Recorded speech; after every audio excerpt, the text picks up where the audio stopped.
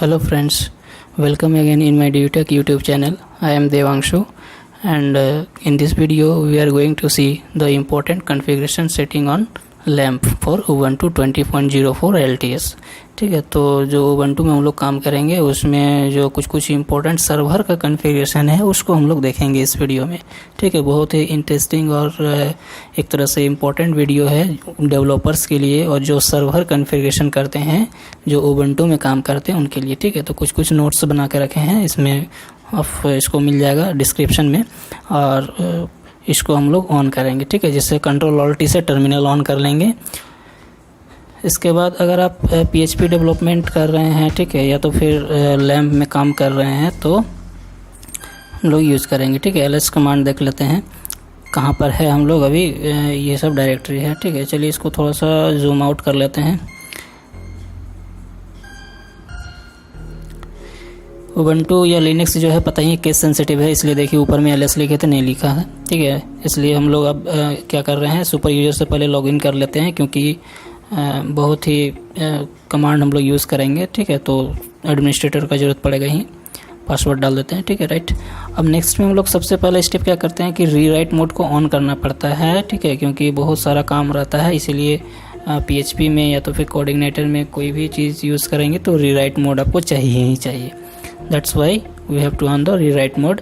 अब देखते हैं अगर लोकल होस्ट हम लोग का सही फंक्शनलिटी सही से काम कर रहा है। ठीक है, अब हम लोग PHP माई एडमिन को टेस्ट कर लेते हैं एक बार। PHP माई एडमिन भी हम लोग एक बार लॉगिन कर लेते हैं। ठीक है, यूज़र नेम पासवर्ड से।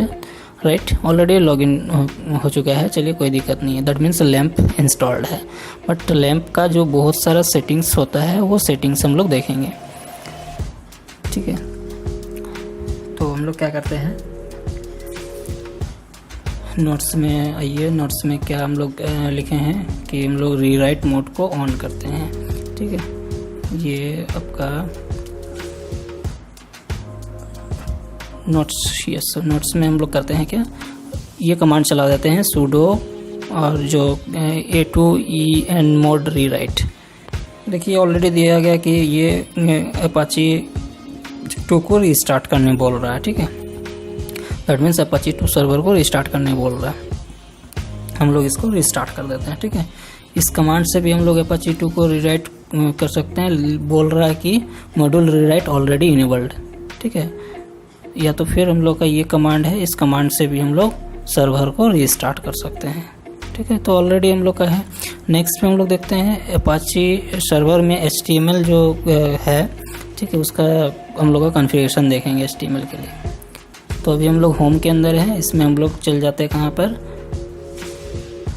हम लोग को जाना पड़ेगा कहाँ पर, ETC फोल्डर के अंदर। राइट, तो ETC हम लोग डायरेक्ट अभी कहाँ पर है, होम डायरेक्टरी के अंदर। तो चल गए हम लोग ETC के अंदर, CD name of the folder ETC। अब ETC के अंदर भी कहाँ पर है, ETC के अंदर हम लोग को जाना कहाँ है, यहाँ पर हम लोग देख लेते हैं।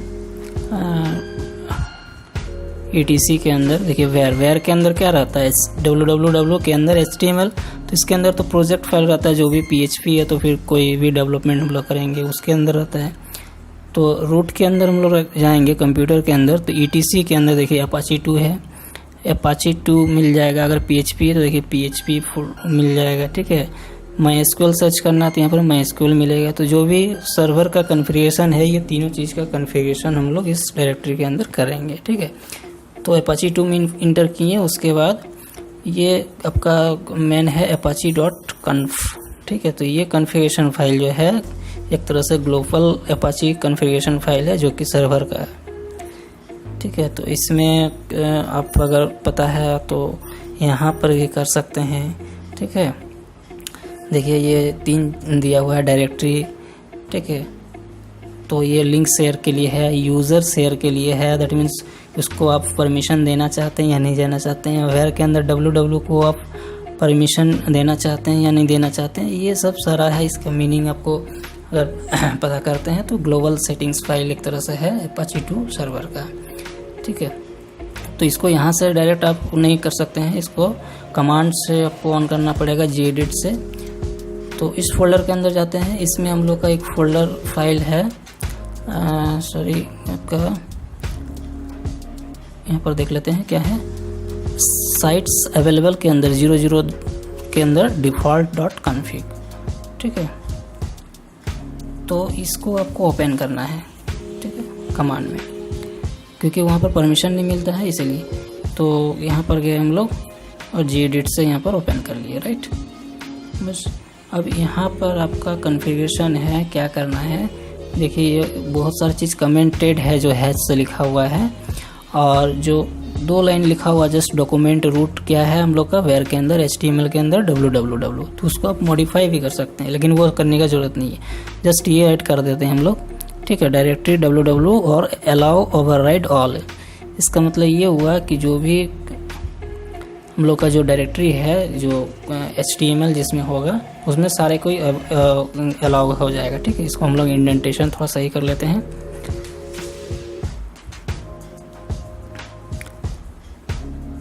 उसके बाद आपको क्या करना है, रीस्टार्ट करना है सर्वर को, इसको सेव करके क्लोज कर दीजिए। उसके बाद ठीक है, इसको सेव कर लेते हैं, क्लोज कर देते हैं।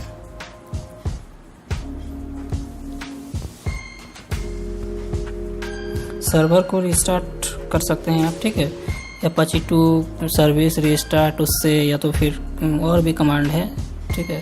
तो चलिए इसी से रीस्टार्ट कर देंगे। Apache 2 सर्वर रीस्टार्ट हो गया। उसके बाद हम लोग देखते हैं PHP का INI फाइल को कॉन्फ़िगर करेंगे, ठीक है, PHP डेवलपमेंट के लिए। ये भी बहुत इंपॉर्टेंट आपका कॉन्फ़िगरेशन है।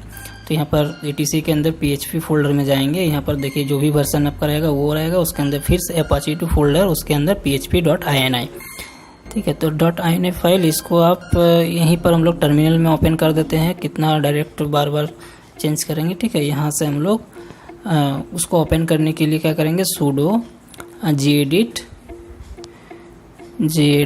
और नेम ऑफ द फाइल क्या है, php.ini, ठीक है। तो ये जस्ट sudo का पासवर्ड मांगेगा और टेक्स्ट फाइल में वो ओपन हो जाएगा। अब इसको आप एडिट कर सकते हैं। ये बहुत ही बड़ा एक तरह से कॉन्फ़िगरेशन सेटिंग्स फाइल है PHP डेवलपमेंट के लिए, ठीक है। तो यहाँ पर आप सारा चीज़ का सेटिंग कर सकते हैं। इसका फाइल को ही पढ़िएगा तो आपको समझ में आएगा। कुछ इंपॉर्टेंट सेटिंग्स के बारे में हम लोग जस्ट देख रहे हैं और बात कर लेते हैं।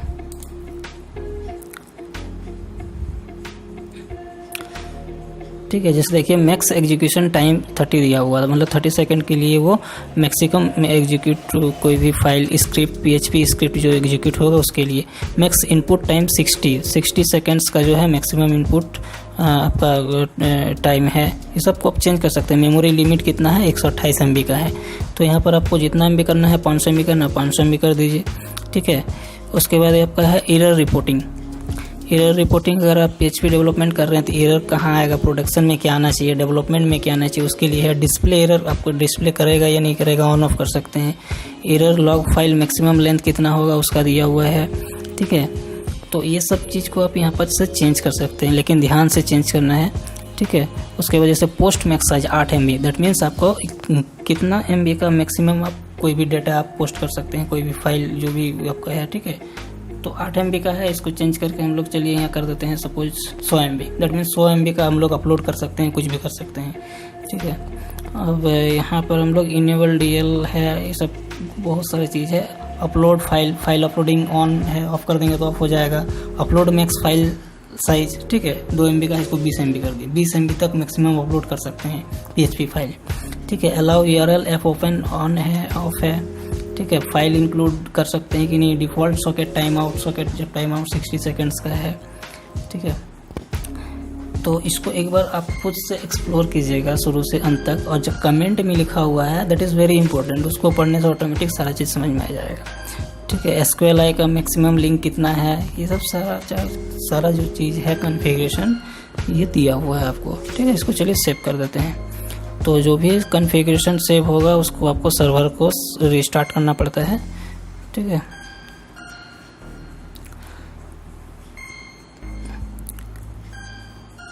तो ये था PHP का कॉन्फ़िगरेशन।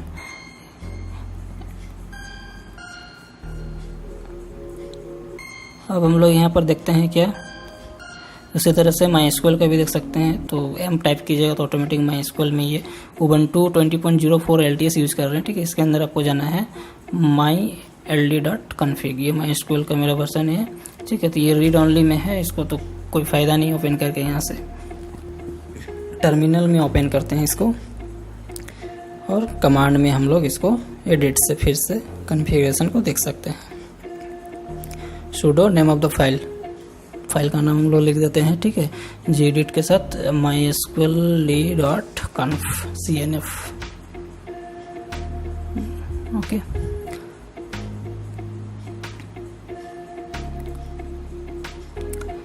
तो ये देखिए MySQL का जो है आपका डेवलपमेंट का, ठीक है, सॉकेट क्या यूज़ होगा, पोर्ट नंबर क्या यूज़ होगा, बाय डिफ़ॉल्ट जो हम लोग का 336 होता है, ठीक है।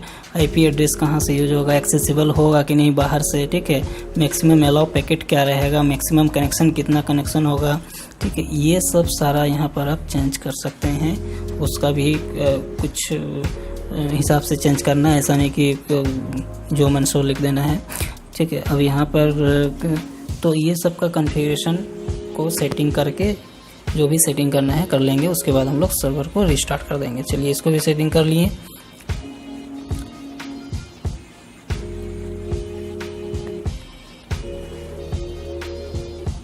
इसको भी हम लोग सेव कर देंगे, ठीक है।